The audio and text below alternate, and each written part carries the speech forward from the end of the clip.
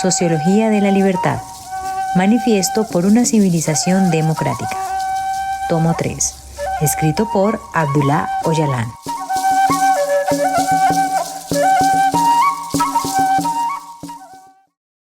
Capítulo 6. ¿Cómo surgió el problema social? Problemas sociales. El problema del poder y el Estado. A menudo me veo obligado a subrayar que, así como la historia es presente, cualquier elemento del presente es también historia. Lo primero que hace toda nueva civilización es asegurarse de que la historia y el presente estén desconectados. Para ello utiliza propaganda con el objetivo de afianzar su legitimidad y presentarla como pasado eternidad y poseternidad. En la realidad de una sociedad no existe tal desconexión. Además, sin historia universal, una historia local o singular no tiene sentido. Por tanto, el problema con el poder y el Estado, problema que ha existido desde que estos aparecieran por primera vez, es un problema actual que presenta ligeras diferencias con los de otras épocas. Estas diferencias son producto de los cambios espaciales y temporales. Si observamos los conceptos de diferencia y transformación teniendo esto en cuenta, haremos que nuestras interpretaciones sean más precisas. No dar la suficiente importancia a elementos como la diferencia, la transformación y el desarrollo puede tener inconvenientes. Nuestro pensamiento se atrofia si no se basa en la historia universal. De la misma manera, hacer un análisis del desarrollo histórico sin tener en cuenta que hay diferencia y transformación y decir que solo hay repetición, difumina la verdad en un grado similar. Es importante no caer en esta manera de reduccionismo. Nuestra primera conclusión en relación al poder y al Estado es que ha aumentado su capacidad dentro de la sociedad y también estando por encima de ella. Hasta el siglo XVI, la dominación se construía sobre todo al margen de la sociedad y era a la vez glamurosa e intimidante. A lo largo de los siglos, la civilización ha adoptado numerosas y sorprendentes formas. El Estado, como expresión oficial del poder, trazó líneas firmes con el objetivo de que cuanto más nítida fuera la división entre el Estado y la sociedad, más se beneficiaría. En términos de poder, estas líneas eran un fenómeno intrasociedad que se hacía bastante explícito.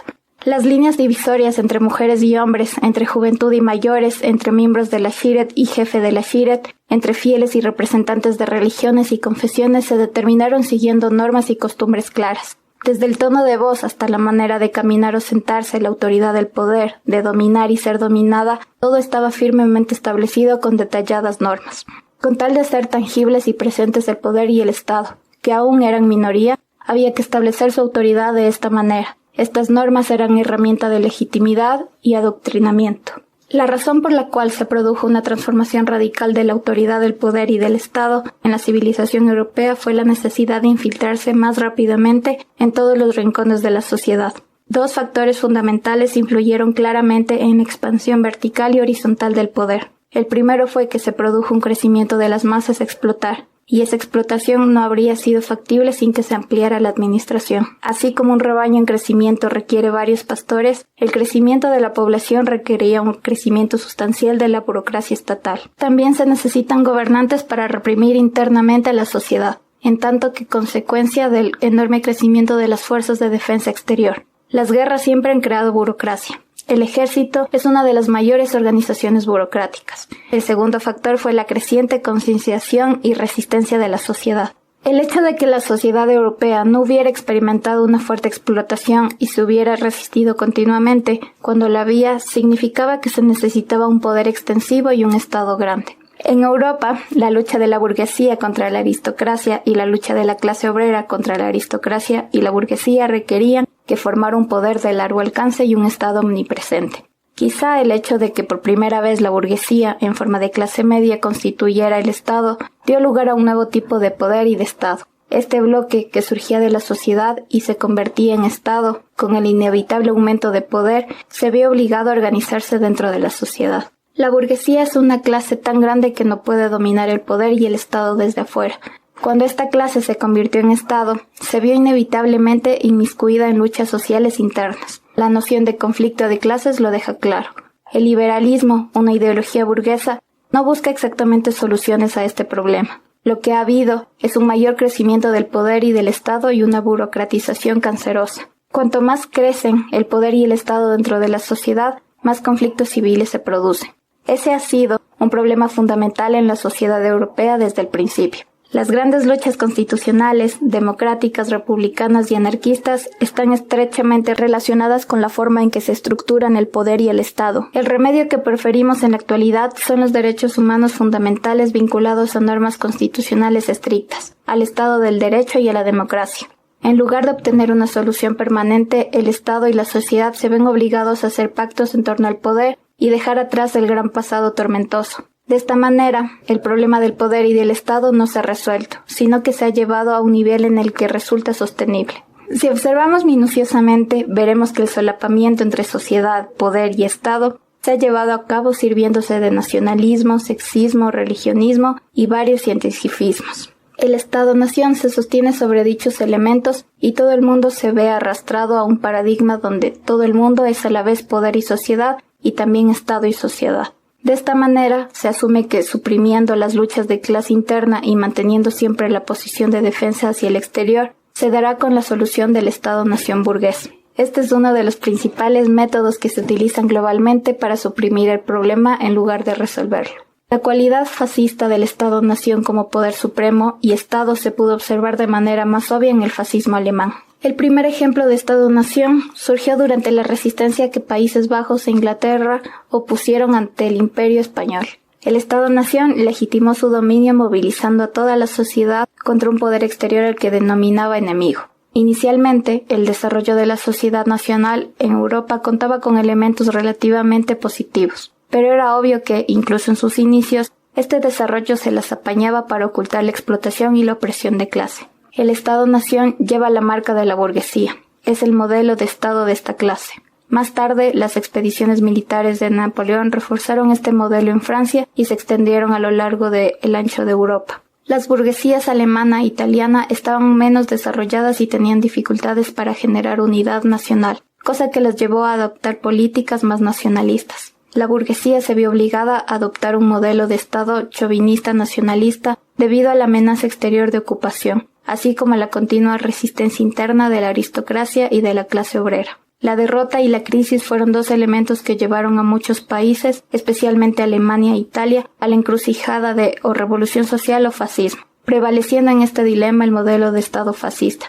Si bien Hitler, Mussolini y otros como ellos fueron derrotados, sus sistemas salieron victoriosos. El Estado-nación puede describirse como la sociedad identificándose con el Estado y el Estado con la sociedad. Eso es también la definición de fascismo. Naturalmente, el Estado no puede ser comunal, así como tampoco la sociedad puede ser Estado. Solo las ideologías totalitarias pueden hacer esa afirmación de carácter fascista. El fascismo, como forma de Estado, siempre tiene un puesto honorífico en la mesa liberal burguesa. Es la forma de gobernar en tiempos de crisis. Puesto que la crisis es estructural, también lo es el régimen, el llamado régimen del Estado-nación. Es la cúspide de la crisis en la era del capital financiero. El estado de monopolio capitalista que actualmente ha llegado a su punto álgido a nivel mundial también es por lo general fascista durante su periodo más reaccionario y despótico. Aunque se habla mucho del colapso del Estado-nación, afirmar que en su lugar se construirá democracia es pura credulidad. Puede que tanto formaciones fascistas macro y globales como micro y locales estén a la orden del día. Se pueden destacar los acontecimientos en Oriente Medio, los Balcanes, Asia Central y el Cáucaso. Sudamérica y África están a punto de vivir nuevas experiencias. Europa intenta distanciarse del fascismo de los Estados-nación con la reforma. Lo que ocurrirá con Rusia y China es incierto. Estados Unidos, el superhegemón, hace intercambio con toda forma de Estado. El problema del poder y del Estado está en una de sus peores fases. El dilema de o revolución democrática o fascismo está a la orden del día y sigue siendo vital. Las organizaciones regionales y centrales de la ONU del sistema ya no funcionan. El capital financiero, que ha alcanzado su punto álgido durante la fase más global de la civilización, es la sección del capital que más alimenta la crisis. El componente militar y político del monopolio del capital financiero es una guerra intensiva contra la sociedad. Es lo que se está viviendo en varios frentes por todo el mundo. Determinar qué formaciones políticas y económicas podrían surgir de la crisis estructural del sistema mundial requiere un trabajo intelectual, político y moral, no profético. En la era del capital financiero, cúspide del monopolio virtual del capital de la modernidad capitalista, la sociedad está en riesgo de desintegración como nunca antes en la historia.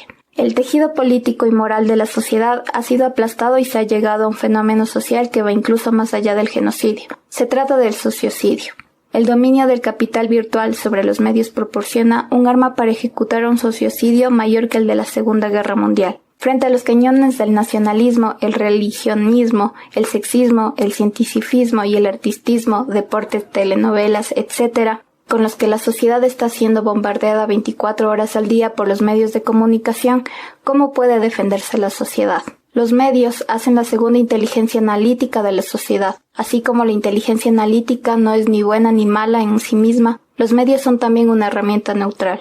Como cualquier otra arma, es quien la usa que le otorga un papel u otro. Así como las potencias hegemónicas tienen las armas más efectivas en sentido literal, también tienen el control dominante sobre los medios de comunicación como arma. Como utilizan los medios como segunda inteligencia analítica, pueden neutralizar de manera eficaz la fuerza de resistencia de la sociedad. Con esta arma están construyendo una sociedad virtual. La sociedad virtual es otra forma de sociocidio. Podemos considerar el Estado-Nación como una forma de sociocidio. En ambos casos se impide a la sociedad ser ella misma y se la transforma en una herramienta del monopolio que lo controla todo.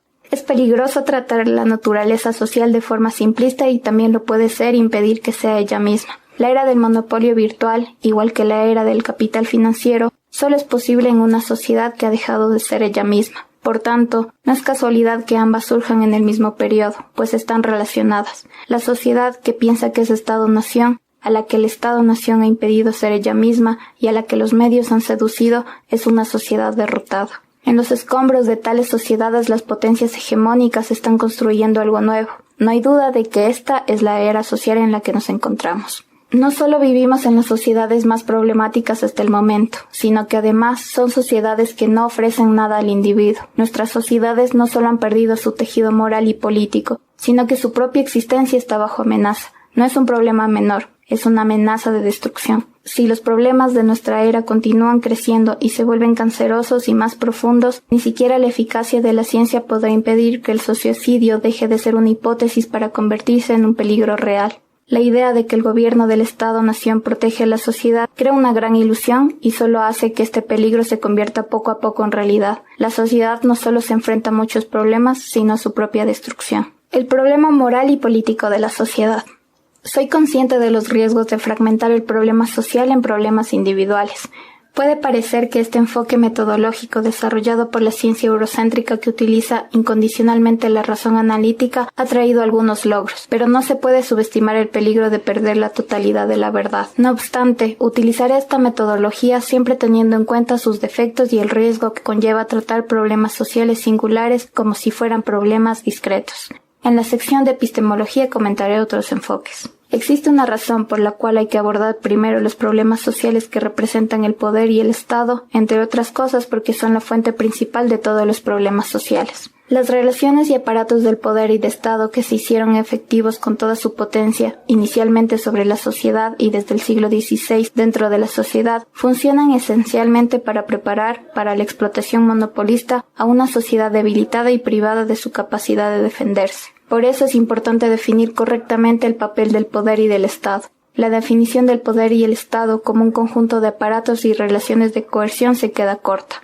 Considero que el papel más importante que desempeñan estos aparatos es dejar a la sociedad débil y privarla de su capacidad de defenderse, asegurándose de que el tejido moral y político de la sociedad, es decir, su propio medio de existencia, se debilite más y más hasta que ya no pueda desempeñar su papel. La sociedad no puede mantener su existencia si no puede sostener las áreas clave que son la moral y la política. El papel fundamental de la moral es proveer a la sociedad de reglas necesarias para continuar existiendo y dar la capacidad para implementarlas. La sociedad que pierde las normas que rigen su existencia y la capacidad de implementarlas se convierte en un rebaño de animales de los que es fácil abusar y explotar. Por otra parte, el rol de la política es proporcionar a la sociedad las reglas morales necesarias y a través de un proceso de debate continuo decidir los medios y métodos necesarios para satisfacer las necesidades materiales e intelectuales fundamentales de la sociedad. La política social conduce a una sociedad más viva y abierta a alimentar continuamente el debate, la capacidad de decisión necesaria para satisfacer esas necesidades. Eso constituye el ámbito más esencial de la existencia ya que da la capacidad de autogobernarse y gestionar sus propios asuntos. Una sociedad sin política pasará de un extremo a otro corriendo como un pollo al que le cortan la cabeza antes de morir.